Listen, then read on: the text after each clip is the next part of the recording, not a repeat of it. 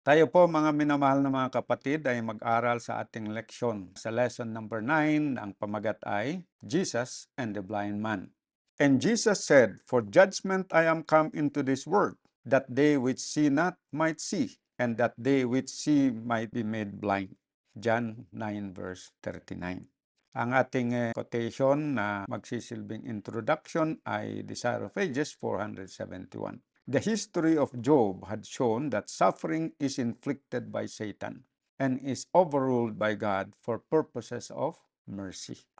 Tayo po ay dadako sa first na subtopic natin, mistaken understanding.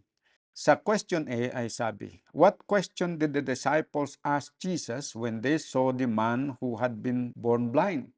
John chapter 9 verse 1 and 2 ay nagsasabi, "And as Jesus passed by, he saw a man which was blind from his birth. And his disciples asked him, saying, Master, who did sin, this man or his parents, that he was born blind?" Nais nilang alamin kung yun bang natagpuan nila dito na isang tao na bulag mula sa pagkapanganak, kung siya ba ay may kasalanan dahil sa pagkabulag niya, o yung kanyang mga magulang ang dapat sisihin. Bakit kaya ito nila itinanong? Meron po silang preconceived idea o kaya pinapaniwalaan tungkol sa sakit. Ano po yun? Basahin natin. Desire of Ages 471. It was generally believed by the Jews that sin is punished in this life. Every affliction was regarded as the penalty of some wrongdoing, either of the sufferer himself or of his parents. So yun po yung general belief ng mga Hudyo at yung mga disciples, mga Hudyo rin. So they share the same general belief. Ano yung general belief na yun? Every affliction was regarded as the penalty of some wrongdoing, either of the sufferer himself or of his parents. Kaya pag merong isang nagkasakit, ang isip nila kaagad is yung tao na ito baka may ginawa na kasalanan. Kung hindi man siya, maaring yung kanyang magulang. Yan po ang dahilan kung bakit yung mga disciples ay nagtanong kay Jesus. What erroneous idea concerning affliction was held by both the Jews and the disciples? Nasagot na natin yun. Sa John chapter 9 verse 34 na binigay na teksto, they answered and said unto him, "Thou wast altogether born in sins."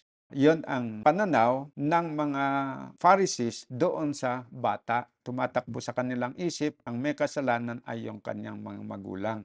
At ang parusa ay yung anak nila na ipanganak na bulag. Kaya medyo mahirap din pala sa kalagayan ng mga Hudyo pag ikaw ay nasa community ng mga Hudyo. Nagkasakit ka o may masamang nangyari sa'yo, ang isip nila ay ikaw ay may kasalanan na kailangan mong pagsisihan. Kung hindi naman ikaw ay inyong mga magulang.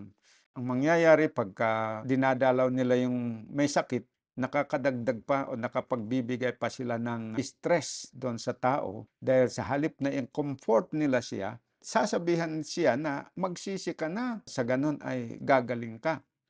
Yun ang sasabihin nila. Hindi naman sila magtatanong kung may kasalanan ba yung tao o wala. Kasi nandun na yung assumption na talagang may kasalanan at ang ebidensya ay yung kanyang pagkakasakit. Kaya sabi nga dito na, hence, one upon whom some great affliction or calamity had fallen had the additional burden of being regarded as a great sinner. Okay, dadako tayo ngayon sa subtopic number 2, for the glory of God. What answer of Jesus shed light about suffering and sin? John 9 verse 3 to 5. Jesus answered, "Neither hath this man sinned, nor his parents, but that the work of God should be made manifest in him."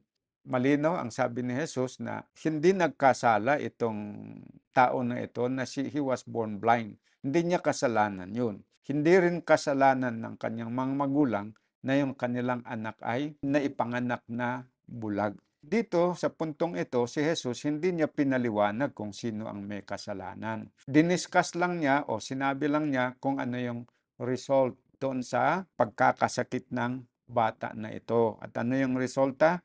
that the work of God should be made manifest in Him. Sapagkat nandun na sa isip ni Jesus Christ na pagagalingin niya.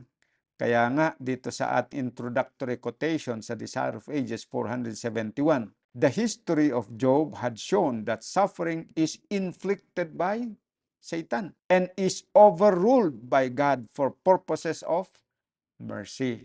Hindi pinaliwanag ni Jesus yon na inflicted by Satan. Sinabi lang niya doon na it is for the glory of God because Jesus was ready to overrule the situation. Siyempre, pagagalingin niya yun. The belief of the Jews in regard to the relation of sin and suffering was held by Christ's disciples. While Jesus corrected their error, he did not explain the cause of the man's affliction, but told them what would be the result. Because of it, the works of God would be made manifest. As long as I am in the world, he said, I am the light of the world. What did Jesus do shortly thereafter? And how did the blind man cooperate with him? John 9 verse 6 to 7. When he had thus spoken, he spat on the ground and made clay of the spittle. And he anointed the eyes of the blind man with the clay, and said unto him, Go, wash in the pool of Siloam, which is by interpretation, sent. He went his way therefore, and washed, and came seeing. Yan ang ginawa ni Jesus. Simple lang yung ginawa niya na panggagamot. Pero miracle yun, hindi natural healing yun. Ibig sabihin, yung clay, walang healing virtue na makapag-open sa mata ng isang bulag para makakita. Pero ginamit lang yun ni Jesus as a means para mag-perform ng isang miracle in behalf of that blind man. Ngayon, dadako tayo ngayon dito sa question. Describe the varied reactions of the restored man's neighbor and relate the conversation that ensued between him and his neighbor. John 9 verse 8 to 12. The neighbors therefore, and they which before had seen him that he was blind, said, Is not this he that sat and begged? Some said, This is he. Others said, He is like him. But he said, I am he. Therefore said they unto him, How were thine eyes opened? He answered and said, A man that is called Jesus made clay and anointed mine eyes and said unto me, Go to the pool of Siloam and wash. And I went and washed, and I received sight. Then said they unto him, Where is he? He said, I know not.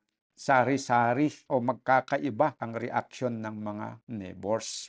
Dati naman alam nila hindi nakakakita, pero ngayon nakakakita na siya.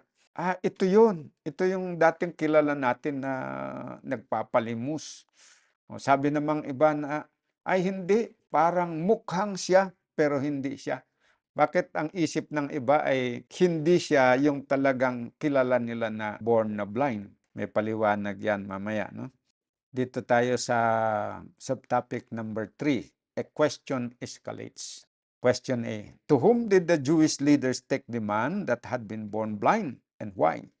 Upon what day was he cured? Anong araw siya pinagaling ni Jesus? Araw ng Sabat. To whom did the Jewish leaders take the man that had been born blind? Doon nila dinala sa mga magulang. Ngayon, bakit? Yun ang tanong. Bakit gustong tanungin sa mga magulang at hindi nila tinanggap yung patutuo ng bata mismo na siya ay born talaga na blind. Pero ngayon, pinagaling ni Jesus. The Pharisees hoped to make Jesus out to be a sinner. Ayun. And therefore, not the Messiah. Ang ibig sabihin nun, naka-anchor pa rin yung reaction nila doon sa hindi nila paniniwala na si Jesus ay Messiah. Siya yung katuparan ng nakahula na Messiah. Ayaw talaga nilang tanggapin yun. Ngayon, naghahanap sila ng bagay na pwede nilang gamitin to prove na hindi talaga siya Messiah. At isang nakita nila dito, yung pagpapagaling niya dito sa bata. Milagro yun na nangyari na dapat sana magiging basehan para maniwala sila na si Jesus ay coming Messiah o yung naipangako na darating na Messiah. Pero sa halip, ginamit nila ito na evidence na hindi talaga siya totoo na Misaya. Dahil ginawa niya sa araw ng Sabat, yun ngayon ang ginawa nila na kapital to declare na, ito na ang katotohanan na hindi talaga siya ang Misaya. Kasi kung hindi siya ang Misaya, dapat igalang niya ang araw ng Sabat. John 9 verse 15. Then again the Pharisees also asked him how he had received his sight. He said unto them, He put clay upon mine eyes, and I was and do see. Therefore said some of the Pharisees, This man is not of God, because he keepeth not the Sabbath day. Others said, How can a man that is a sinner do such miracle? And there was a division among them. Every time na may controversy na ito, sa karanasan ni Jesus, divided ang mga tao. May naniniwala, merong hindi. Ganon talaga yon, mga kapatid. Ngayon, dadakot tayo dito sa punto kung saan dinala nila itong bata nito doon sa kanyang mga magulang para idiin si Jesus na hindi siya yung Misaya. The Pharisees called for his parents and asked them, saying, Is this your son, who ye say was born blind? There was the man himself declaring that he had been blind and had had his sight restored. But the Pharisees would rather deny the evidence of their own senses than admit that they were in error. So powerful is prejudice, so distorting is Pharisaical righteousness. Kaya yan ang lesson sa atin. Mag-ingat po tayo sa prejudice, pre-judgment. Hindi mo na nakilala yung isang tao, pero meron ka ng sarili mong paghuhusga na advance. Hinusgahan mo na in advance before knowing the reality of that person. Ganon din sa isang idea. Hinusgahan mo na yung idea ay mali, na hindi mo pa inimbestigahan kung yung idea na yun ay tama or mali. Yun yung sinasabi na prejudice. So in the case of Jesus, hinusgahan na ng mga Pharisees na siya ay hindi totoong Misaya, na hindi pa nila inanalyze yung mga ebidensya kung may patutuo ba o may possibility ba na siya talaga yung Mesiyas. Hindi, hinusgahan nila kaagad yun. Kaya ngayon, kahit meron ng ebidensya na possible na siya ang Mesaya, ayaw na nilang tanggapin. Because pag tanggapin nila, it will prove na mali yung kanilang prejudgment. Ayaw nilang aminin yun. So yun po yung danger. Pag ini-entertain natin ang prejudice sa isang tao, sa isang bagay, o sa isang relihiyon. How are we warned against the far-reaching evil of having a preconceived idea or opinion? Yung prejudice na sinasabi natin. Proverbs 18 verse 13. He that answereth a matter before he heareth it, it is fully and shame unto him. Meron tayong babasahin dito sa Testimonies for the Church, Volume 5, page 695. There are many who put their own construction upon what they hear, making the thought appear altogether different from that which the speaker endeavored to express. Totoo ito, mga kapatid. Mag-ingat tayo dahil it is possible na makomit natin itong mistake. Napakinggan nila pero linalagyan nila ng sarili nilang construction, sarili nilang unawa, making the thought appear altogether different from that which the speaker endeavored to express. Binibigyan nila ng construction o kahulugan yung sinasabi ng speaker na hindi naman yun yung gustong ipahiwatig ng nagsasalita. Meron akong sinabi, pag ikukwento, sasabihin nila, sinabi ni Brother Peter na ganito. Hindi naman yun ang meaning ng sinasabi ko. So mag-ingat tayo, huwag nating gagawin yun. We are prone to do that as a human being, but as Christians, let us learn not to put a different construction on the words of others. Magandang dapat natin na matutunan, mga kapatid, sapagkat delikado po yung nagbibigay ka ng ibang kahulugan doon sa binabanggit o sinasabi ng iyong kapwa. Nakakasira ng reputasyon, nakakapasakit pa. Hindi rin maganda para sa iyo. Lalabas pag nalaman ng mga tao, ikaw ngayon ay taong sinungaling. Okay, dadako tayo sa fourth na subtopic. faced with intimidation. How did the Pharisees try to intimidate the parents of the man who had been born blind? And how did they respond? Basahin natin. His parents answered them and said, "We know that this is our son and that he was born blind. But by what means he now seeth, we know not." Pero kung paano siya ngayon nakakakita, hindi namin alam. Nagsinungaling kaya sila doon o hindi? Nagsinungaling sila dahil naikwento nga ng anak nila na sila ay pinagaling ng isang tao na ang pangalan ay Jesus. Pero ngayon, ayaw nilang ipagtapat doon sa mga Pharisees. Or who hath opened his eyes, we know not. Kung sino naman ang nagbukas ng kanyang mata, hindi rin namin alam. Sabi nila, he is of age. Ask him, he shall speak for himself. Parang naghugas kamay sila, no? Meron silang bagay na gustong iwasan. Kaya gusto nila na yung anak nila ang magkukwento. They don't want to face the consequence of telling the truth. Bakit? Basahin natin. These words spake his parents because they feared the Jews. Natatakot sila sa mga Hudyo. Anong kinatatakutan nila sa mga Hudyo? For the Jews had agreed already that if a man did confess that he was Christ, he should be put out of the synagogue. Gayon. Ang kinatatakutan nila ay baka sila ay itatakwil. Tanggalin sa simbahan. Dahil meron ng pasya na whoever would confess that Jesus is the Christ will be put out of the synagogue. Pinili nilang magsinungaling na lang. The Pharisees had one hope, and that was to intimidate the man's parents. With apparent sincerity, they asked, "How then doth he now see?" The parents feared to compromise themselves, for it had been declared that whoever should acknowledge Jesus as the Christ should be put out of the synagogue. That is, should be excluded from the synagogue for 30 days. Hindi naman pala perpetual 30 days lang naman na ma-exclude siya doon sa synagogue. During this time, no child could be circumcised nor dead be lamented in the offender's home. So kung may mga anak na member ng family nila doon, they will not circumcise him on the 8th day. Ano pa? Nor dead be lamented in the offender's home. Pag may namatay doon, walang darating na makikiramay.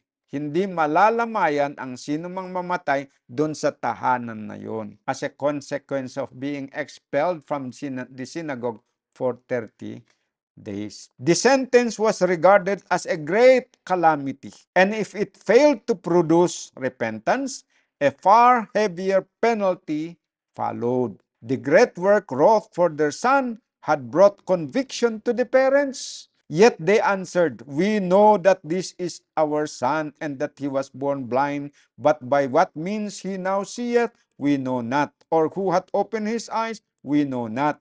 He is of age, ask him, he shall speak of himself." Thus, they shifted all responsibility from themselves to their son, for they dared not confess Christ. So ito yung tinatawag na passing the ball. They don't want to be blamed. They don't want to accept responsibility. So they shifted the responsibility doon sa kanilang anak.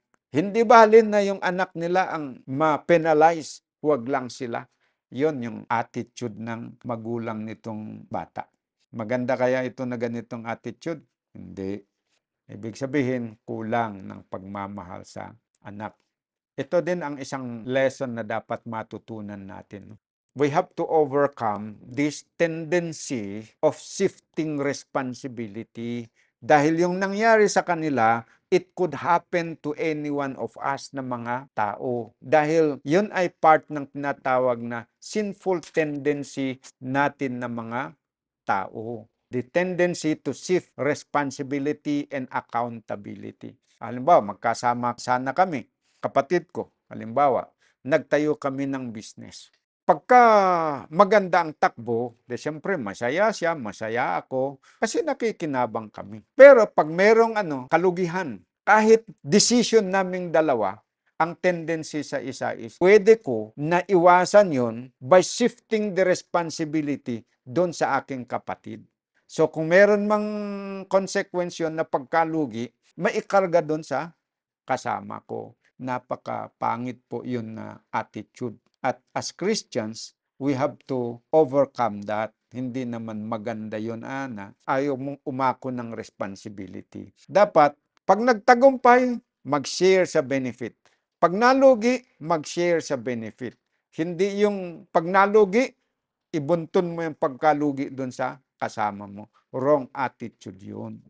When pressured by intimidation, what must we keep in mind? Ito naman. Pag dumarating tayo sa sitwasyon na we are being intimidated, we are pressured by intimidation o pananakot, kagaya nung magulang ng bata na yun na pinagiling ni Jesus, ano ang dapat nating alalahanin? Psalms 118 verse 6, The Lord is on my side, I will not fear. What can man do unto me?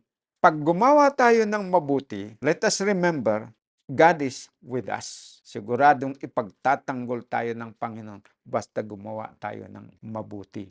So, when pressured by intimidation, pala tayong dapat ikatakutan. Dahil kung gagawa tayo ng tama, kahit may kakalaban sa atin, God is with us. Tutulungan tayo ng Panginoon. Kaysa naman lumihis ka sa katotohanan, huwag kang magsabi ng totoo, huwag kang gumawa ng totoo dahil sa pressure, maaring maiwasan mo yung consequence sa harapan ng tao. Hindi ka ibubuli, pero sa harapan ng Diyos, hindi ka rin ipagtatanggol. So, pipili ka ngayon ano ang mas gusto mo na kakampi sa'yo? Yung mga tao o ang Diyos ang kakampi sa'yo? Better think twice before acting pag merong intimidation. Piliin natin na gumawa ng mabuti kahit na pe-pressure tayo na gumawa ng masama, and then we will enjoy the presence and blessing of God. Tuloy nating basahin. May mga lessons dito Sabi, stand firm and never do a wrong action rather than be called a coward. Tumayo ng matibay at huwag gagawa ng mali na aksyon. Allow no taunts, no threats, no sneering remarks to induce you to violate your conscience in the least particular. Maganda. True Christian character should be marked by firmness of purpose, an indomitable determination, which cannot be molded or subdued by earth or hell. He who is not blind to the attraction of worldly honors, indifferent to threats, and unmoved by allurements, will be all unexpectedly to himself overthrown by Satan's devices. We shall receive the most fierce opposition from the Adventists who oppose the law of God. But like the builders of the walls of Jerusalem, we should not be diverted and hindered from our work by reports, by messengers desiring discussion or controversy, or by intimidating threats, the publication of falsehoods, or any of the device that Satan may instigate. Huwag tayong magpadala sa intimidation. Huwag tayong magpadala sa taunts, yung panunuya. Huwag tayong magpadala sa threats. Pananakot yun. Huwag tayong magpadala sa sneering remarks na dahil lang doon sa gusto nating iwasan na may masabi ang tao, hindi na tayo magiging tapat sa ating tungkulin sa Diyos at sa ating kapwa. Hindi na tayo magpakatotoo, magiging vacillating na yung character natin na parang dahil sa pressure, kung yung pressure ay galing dito, gaganyan ka na rin dahil nape-pressure ka. Pag yung pressure galing dyan, gumanon ka naman. So you are double-minded. Ang mas magandang piliin natin bilang mga Kristiyano is to stand firm and never do a wrong action rather than be called a coward. Napakagandang lesson natin yan, mga kapatid, na isa kabuhayan. Okay. Last subtopic, history repeated. Describe the scene to be faced by God's commandment-keeping people and how we are to respond to it. Okay. Revelation chapter 12 verse 17. And the dragon was wroth with the woman and went to make war with the remnant of her seed, which keep the commandments of God and have the testimony of Jesus Christ. So, ano ang haharapin na nakahulaan na haharapin ng bayan ng Diyos na masunurin sa kautusan ng Diyos? Ang sabi dito, they will be facing the wrath of the dragon. And the dragon was wroth with the woman. Yan ang haharapin nila. Yung woman dito, ito yung mga Kristiyano, commandment-keeping people of God. They will be facing persecution from the dragon. Sino yung dragon? The dragon refers to Satan. Second application is it refers to political power na gagamitin ni Satanas to persecute the people. Nangyari na noon, mangyayari na in the future. Sa ngayon, sa ating bansa sa Pilipinas, medyo hindi pa, very mild pa. Pero nangyari na yung persecution doon sa mga kapatid natin sa Russia at saka sa Ukraine. Sa ngayon, they are being persecuted. May mga nahuhuli, pinanalyze, may napipreso dahil sa hindi nila pagsunod doon sa batas ng tao. Bakit? Dahil gusto nilang sumunod sa batas ng Diyos. Acts chapter 4 verse 18, and they called them and commanded them not to speak at all, nor teach in the name of Jesus. But Peter and John answered and said unto them, whether it be right in the sight of God to hearken unto you more than unto God, judge ye. For we cannot but speak the things which we have seen and heard. So yun po yung matapang na declaration ng mga apostles. Sinong sumagot ng ganito? Si Peter and John, representing the 12 disciples. So how are we to respond to it? Basahin natin. Great Controversy 607. As the controversy extends into new fields, and the minds of the people are called to God's downtrodden law, Satan is austere. The power attending the message will only madden those who oppose it. The clergy will put forth almost superhuman efforts to shut away the light lest it should shine upon their flock.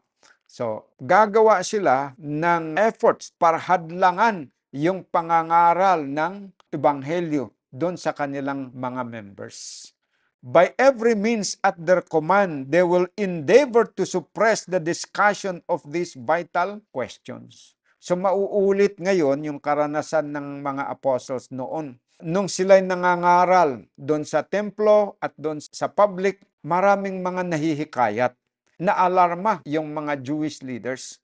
Kaya tinawag nila itong mga apostles, tapos binagbantaan nila at inutusan sila, pinipressure sila, huwag na kayong mangaral sa pangalan ni Jesus. Meron na nga silang hinuli, pero iniligtas sila. Anghel ang nagpalaya sa kanila. Tapos itinuloy nilang nag-aral. Kasi ang prinsipyo nila, we would rather obey God than man.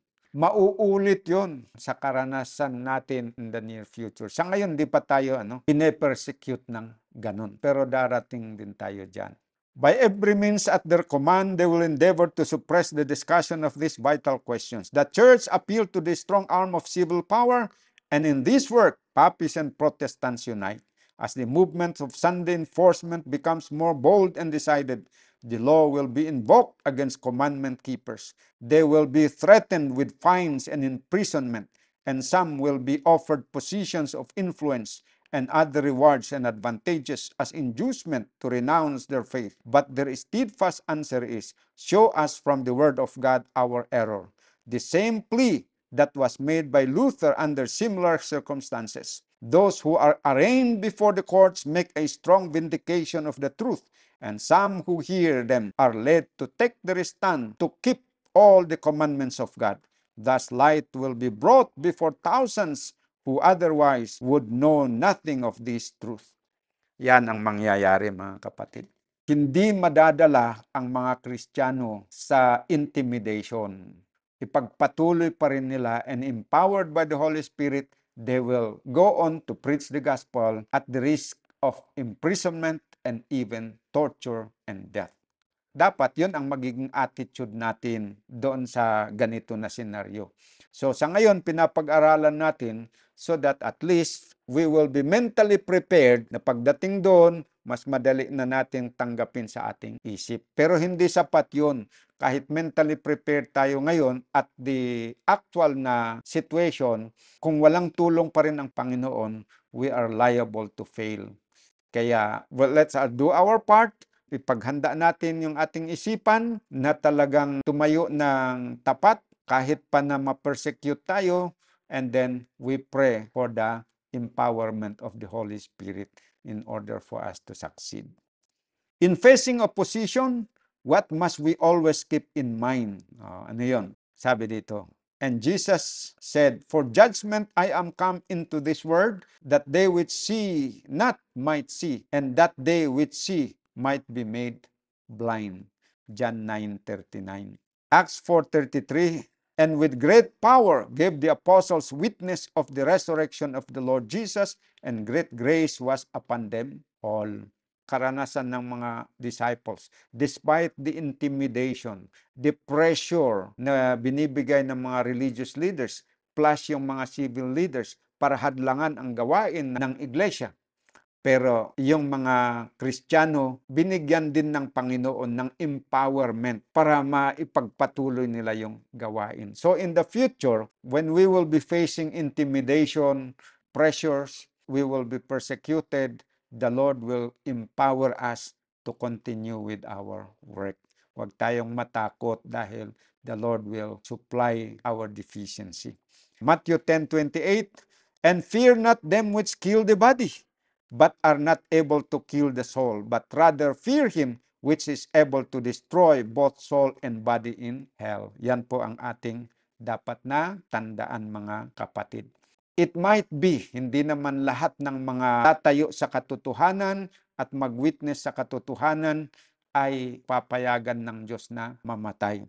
Pero it is possible na merong papayagan dahil sa katotohanan. Pero kung mangyari man sa atin, huwag nating katakutan. Kahit pa kamatayan ang ihahatol nila sa atin, let us remember na huwag natin dapat katakutan because they will be able to kill our body, but our very life will be taken care of by God. Panghahawakan niya yung buhay natin. Mamatay man tayo, ibabalik na yon, i-resurrect tayo at the right time. Kaya sabi dito sa Acts of the Apostles, page 48, the apostles could not be restrained or intimidated by threatenings. Pagka natupad yung hula na talagang the dragon will be wroth with the church and will make war with the remnant of her seed. Kapag tayo ay tapat, we will be among the remnant, we will feel the ire, yung galit ng kaaway, ng galit ni Satanas. Okay, natapos na natin ang pag-aaral natin. Let us just summarize what we have learned. No? Jesus and the blind man ang pinag-aaralan natin. Yung blind man na ito yung lalaki na naipanganak na bulag pero pinagaling ni Jesus. They generally believe that sin is punished in this present life. So every affliction was regarded as the penalty of some wrongdoing, either of the sufferer himself or of his parents. Mali po yan. Hindi po totoo yan na God will punish sin at the present life, at kapag may nagkasakit, i-assume na natin na, oh, he must be a great sinner. The heavier, the greater yung sakit niya, isipin na mas mabigat siguro ang kasalanan niya kasi yung suffering niya ay talagang lubhak. That is a wrong idea. Okay. Tandaan natin yung lesson natin na sinang nagbibigyan ng affliction based doon sa karanasan ni Job, it was Satan that causes the affliction of God's people. Meron din naman yung affliction na result by our transgression to natural laws. Yung natural consequence, hindi yung punishment inflicted by God because of sin, but yung natural consequence ng ating mga kamalian. Meron din yun.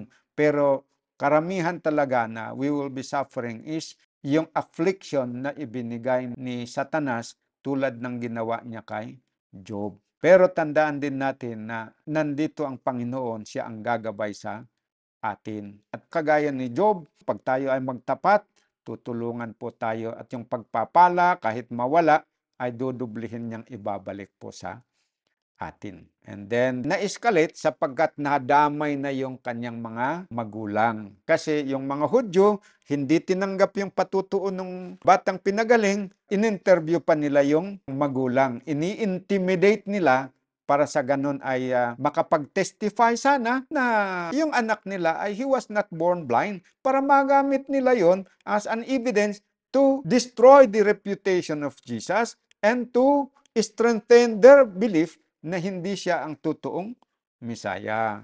So, although nagkamali yung mga magulang, pero at least hindi nila pinahamak si Jesus dahil they only shifted the responsibility to their son. Yung son naman nila, napakaganda naman yung attitude dahil nagtapat talaga siya. Kahit anong gawin ng mga Pharisees, talagang ipinagtapat niya na siya ay naniwala kay Jesus Christ na nagpagaling sa kanya. Ayun. Tayo, we will be mauulit yon. We will be facing intimidation. So, ang advice sa atin, when we will be facing intimidation and even persecution, let us remain faithful. Yan po mga kapatid. Dahil sa ayaw at sa gusto natin, mauulit po yung karanasan ng mga apostles noon kung saan pinagbabawal ng mga religious leaders sila na huwag ipang mangaral sa pangalan ni Jesus. So in the near future, pagbabawalan din tayo na huwag natin ipangaral ang ebanghelyo, pero huwag tayong matakot. Yan po. So, with this, mga kapatid, at least nakuha na natin yung mga punto, dito na natin tatapusin. I hope na may marami kayong nakuha na lesson dito sa ating pinag-aralan na pwede nating i-apply sa ating araw-araw na pamumuhay. Thank you very much sa inyong pakikinig. Magkikita po muli tayo sa susunod na linggo. Happy Sabbath po sa inyong lahat.